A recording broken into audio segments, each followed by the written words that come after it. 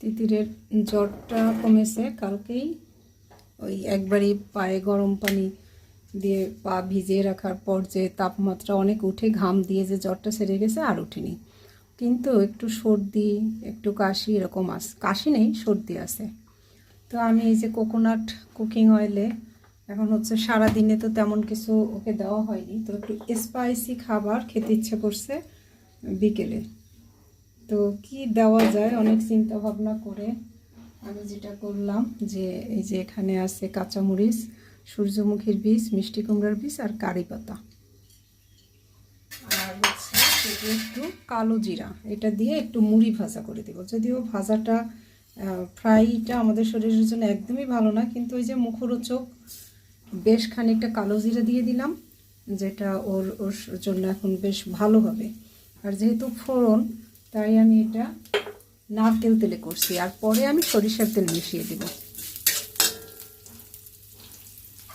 আর এগুলো আমি দিয়ে দিই একসাথে সব। দিয়ে দিচ্ছি সামুদ্রিক লবণ,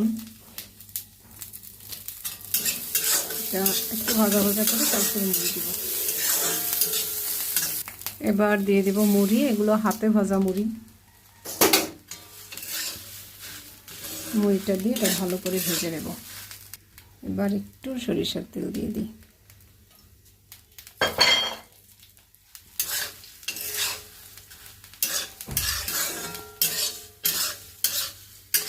চুলাটা বন্ধ করে দিয়েছি, এখন এই গরম কড়াইটার মধ্যে কিছুক্ষণ থাকবে, তারপরে দেব, মশমশা হয়ে যাবে।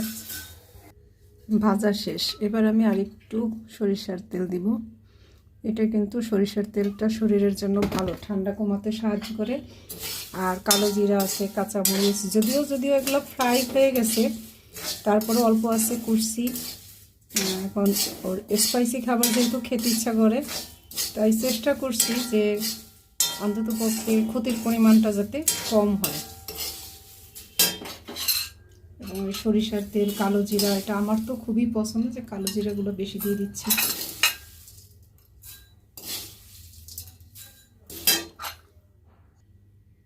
এটা হচ্ছে আজ তিতিরের খাবার।